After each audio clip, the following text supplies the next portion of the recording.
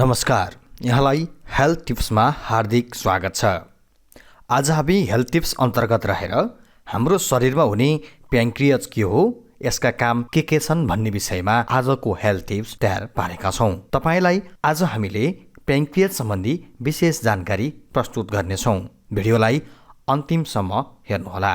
सुरुमा लागौँ प्याङ्क्रियाज के हो। प्याङ्क्रियाज मानव शरीरको पेटमा रहेको एक महत्त्वपूर्ण ग्रन्थि हो जसले पाचन प्रणाली र अन्तस्रावी प्रणाली दुवैमा प्रमुख भूमिका खेल्छ। यो अङ्गले खाना पचाउने इन्जाइमहरू उत्पादन गरेर पोषक तत्त्वहरू आवेषणमा सहयोग गर्छ र इन्सुलिन जस्ता हार्मोनहरू सावृत गरेर रगतमा सुगरको स्तरलाई सन्तुलित राख्दछ। यो अस्वस्थ हुँदा मधुमेह, प्याङ्क्रियाटाइटिस र क्यान्सर जस्ता गम्भीर रोगहरू लाग्न सक्छ जसले समग्र स्वास्थ्यलाई प्रभावित पार्दछ। स्वास्थ्य जीवनशैली अपनाएर यसलाई सुरक्षित भने राख्न सकिन्छ। यो पेटको पछाडि कलेजो, आमाशय, सानो आन्द्राका पहिलो र दोस्रो खण्ड जसलाई हामी ड्युडेनम र जेजुनम भन्छौँ, पित्तथैली र फियोबाट घेरिएको हुन्छ। यसको टाउको भाग सानो आन्द्राको ड्युडेनमसँग जोडिएको हुन्छ भने पुच्छर फियो नजिक हुन्छ। यसले खाना पचाउने इन्जाइम र ब्लड सुगर नियन्त्रण गर्ने हार्मोनहरू उत्पादन गर्दछ। यसको औसत तौल लगभग 92 ग्राम मात्र हुन्छ। प्याङ्क्रियाज एक लामो चेप्टो आकारको अङ्ग हो जसको लम्बाइ सामान्यतया 15 सेन्टिमिटरको हुन्छ। यो चेपेगाडा जस्तो वा टाउको, गर्दन, शरीर र पुच्छर भएको लाम्चो देखिन्छ। यसको बाहिरी बनावट मकैको घोगा जस्तो हुन्छ।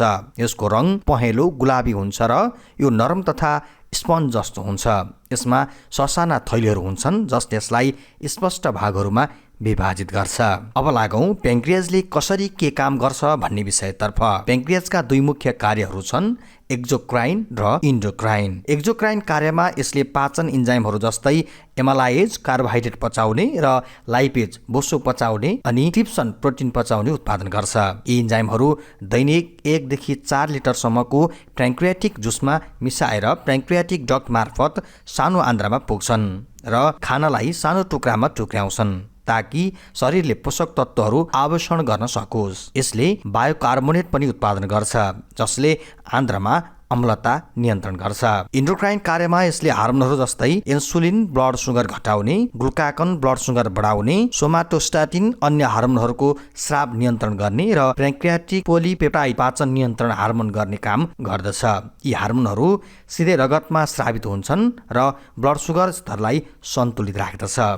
प्याङ्क्रियाजका प्याङ्क्रियाटिक आइलेट्समा रहेका विशेष कोषहरू जस्तै बिटा कोषहरू इन्सुलिन, अल्फा कोषहरू ग्लुकागन, डेल्टा कोषहरू सोमाटेस्टाटिनले यी हार्मोनहरू बनाउँछन्। यसरी यो अङ्गले खाना पचाउने र ऊर्जा व्यवस्थापनमा महत्त्वपूर्ण भूमिका खेलेको हुन्छ। प्याङ्क्रियाज सम्बन्धी तपाईँलाई जानकारी भयो होला। अब यसमा के समस्या देखा पर्छ र कसरी देखा पर्न सक्छ भन्नेतर्फ लागौँ। प्याङ्क्रियाजमा विभिन्न समस्याहरू देखा पर्न सक्छन् जसमा मुख्य एक्युट वा क्रोनिक प्याङ्क्रियाटिसले सुजन जसले पेट दुखाइ, वाकवाकी, उल्टी, ज्वरो र पाचन समस्या निम्ताउँछ। एक्युट प्याङ्क्रियाटिसको कारणहरूमा ग्लोस्टोन, पित्तथैलीको ढुङ्गा, अत्याधिक मदिरा सेवन, उच्च ट्राइग्लिसराइड स्तर, केही औषधि वा सङ्क्रमण हुन सक्छ। क्रोनिक प्याङ्क्रियाटाइटिस बारम्बार तीव्र पेट दुखाइ वा लामो समयसम्म मदिरा सेवनबाट यसले तौल घटाउँछ र पोषणमा कमी आउँछ। प्याङ्क्रियाजमा समस्या हुँदा इन्सुलिन उत्पादन नहुने, अटोइम्युन कारणले टाइप 1 मधुमेह वा इन्सुलिन प्रतिरोध जसले ब्लड सुगर बढाएर टाइप 2 मधुमेह हुन्छ। यसले थकान, बढी तिर्खा, बारम्बार पिसाब जस्ता लक्षणहरू निम्ताउँछ। प्याङ्क्रियाजमा समस्या भएमा इन्जाइमहरू कम उत्पादन हुँदा पोषक तत्त्व आवेषण नहुने जसले तेलिलो दिशा, तौल घट्ने र पोषण कमी गराउँछ। यी समस्याहरूले पाचन, मेटाबोलिजम र समग्र स्वास्थ्यलाई प्रभावित गर्छन्। यदि लक्षणहरू देखिएमा चिकित्सकसँग परामर्श लिनु उपयुक्त हुन्छ। यसलाई स्वास्थ्य राख्न के कुरामा ध्यान दिनु पर्ला। यसलाई स्वास्थ्य राख्न स्वास्थ्य आहार महत्त्वपूर्ण हुन्छ। त्यसैले तरकारी, फलफुल, पूर्ण अनाज, कम वसायुक्त प्रोटिन र कम चिनीयुक्त खाना खानुपर्छ। प्रशोधित खाना, उच्च वसायुक्त भोजन र अत्याधिक चिनी कम गर्नुपर्छ जसले मोटोपन र मधुमेहको जोखिम घटाउँछ। प्याङ्क्रियाजलाई स्वस्थ राख्न रक्सी सेवन कम गर्नुपर्छ। अत्याधिक मदिराले प्याङ्क्रियाटिस निम्त्याउन सक्छ। साथै धुम्रपानले क्यान्सरको जोखिम 3 गुणा बढाउँछ। त्यसैले यसलाई पूर्ण रूपमा त्याग्नुपर्छ। धुम्रपान छोड्दा जोखिम घट्छ। प्याङ्क्रियासलाई स्वस्थ राख्न तौल नियन्त्रण पनि महत्त्वपूर्ण हुन्छ। मोटोपनले मधुमेह र क्यान्सरको जोखिम बढाउँदछ। त्यसैले नियमित व्यायाम गर्नुपर्छ। नियमित स्वास्थ्य जाँचबाट समस्याहरू प्रारम्भमा पत्ता लाग्छ र गम्भीर हुने जोखिम कम हुन्छ। त्यसैले प्याङ्क्रियाजको अवस्था थाहा पाउन समय समयमा ब्लड सुगर जाँच, ट्राइग्लिसराइड स्तर जाँच र परिवारमा इतिहास भएमा जेनेटिक परीक्षण वा वार्षिक अल्ट्रासाउन्ड गर्न सकिन्छ। प्याङ्क्रियाजलाई स्वस्थ राख्न हाइड्रेट रहनुपर्छ, जसका लागि दैनिक पर्याप्त पानी पिउने र समग्र स्वास्थ्य जीवनशैली अपनाउनुपर्छ। उच्च ट्राइग्लिसराइड र क्याल्सियम स्तर नियन्त्रणमा राख्नु अति आवश्यक हुन्छ।